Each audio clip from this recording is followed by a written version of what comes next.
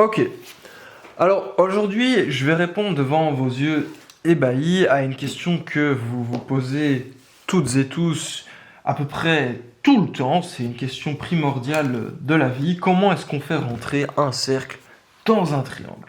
J'ai un triangle ici, j'aimerais bien y fourrer un cercle. Ouais, comment est-ce que je fais quoi? Comment est-ce que je fais pour tracer avec précision le cercle qui est exactement fourré dans mon triangle ici présent? Je vais utiliser une des propriétés d'un triangle. C'est une propriété qui marche pour tout type de triangle, isocèle, rectangle, équilatéral, quelconque. Dans ce cas-ci, c'est un triangle quelconque, ça marche absolument tout le temps. Donc, j'ai mon triangle. Le triangle est constitué de 3 sommets, 3 segments, ok, et 2 par 2, ces segments définissent chaque fois un angle. Ok, donc j'ai un angle ici, un angle ici, un angle ici. On sait quoi? On sait que la somme des amplitudes des angles dans un triangle est toujours égale à 180 degrés. En l'occurrence ici, c'est pas ça qu'on va utiliser. Donc on a ici 3 angles. On va faire apparaître chaque fois, pour chacun de nos 3 angles, la bisectrice. Ok, bisectrice d'un angle, c'est quoi? C'est une droite qui partage mon angle en 2 plus petits angles de même amplitude. Donc comment est-ce qu'on fait pour faire apparaître la bisectrice d'un angle? 2 possibilités. Première possibilité, je mesure ici l'amplitude de mon angle, en l'occurrence 70 degrés. Ma bisectrice, elle va partager mon angle en 2 angles, donc de 35 degrés, puisque 35 plus 35 est égal à 70. Donc la première bisectrice de mon triangle, voilà, je la fais apparaître ici, c'est une droite, très important. Et donc on va avoir ici un angle de 35 degrés et ici un angle de 35 degrés. Voilà ma bisectrice, première façon de faire, pas très compliqué. J'en profite pour rappeler que une bisectrice, c'est aussi un lieu géométrique. On a ici 2 segments, ok. Cette bisectrice reprend en fait l'ensemble des points qui se trouvent à égale distance de ces 2 segments, ok. Je passe à ma deuxième bisectrice. Je vais travailler ici avec cet angle-là et je vais utiliser cette fois la deuxième méthode. Pour la deuxième méthode, on a besoin d'un compas. Tac, je plante mon compas ici. Je choisis une ouverture vraiment complètement au hasard. Complètement au hasard. Voilà. Tac. Ok. Je fais apparaître ici un arc de cercle.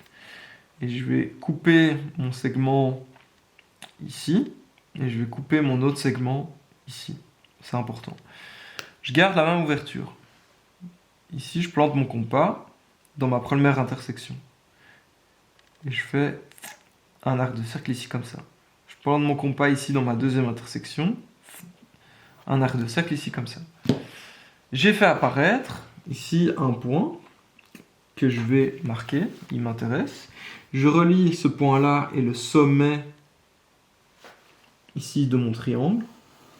La droite qui apparaît ici, c'est absolument incroyable, la bisectrice de mon angle. Si je veux m'en assurer, je mesure l'amplitude de mon angle, en l'occurrence 70 degrés. En fait, j'ai tracé un triangle isocèle sans même m'en rendre compte. 70 degrés. Donc, je regarde ici, ouais, effectivement, voilà, j'ai ici un angle de 35 degrés. Et j'ai ici un angle de 35 degrés. C'est bien ma bisectrice. Vraiment dingue cette propriété. Donc je vais faire la même ici. Pour bien vous montrer que ça marche, je vais prendre un truc, une ouverture un peu plus grande. Pac. Encore une fois, je fais apparaître un arc de cercle. Je coupe bien mes 2 segments ici. Je garde la même ouverture. Très important. Tac. Tac. Voilà, attention, pas me perdre dans mes constructions, c'est ce point-là. Et je le relie au sommet de mon ongle. Et alors là, magie, incroyable, qu'est-ce que j'observe? Mes 3 bissectrices se coupent en un seul et même point. Ok. Je vais appeler ce point D. Je sais pas trop pourquoi. Ce point-là, c'est le centre du cercle que je cherchais à insérer dans mon triangle. Donc, il me reste maintenant à aller toucher ici avec ma pointe crayonnée mon triangle. Voilà.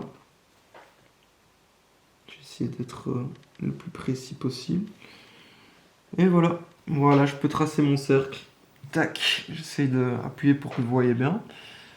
Et donc ce cercle, c'est vraiment le cercle qui s'insère parfaitement dans mon triangle. Je vois que je déborde ici un tout petit peu, ici je suis un peu trop court. Ça, c'est pas de souci, c'est vraiment juste lié aux imprécisions de mon dessin, mais ce cercle est vraiment parfaitement inséré dans mon triangle. Voilà. Vous venez d'apprendre un truc incroyable, j'espère que vous êtes content et satisfait, que vous allez le partager à l'ensemble de vos copains, copines. Ciao, ciao!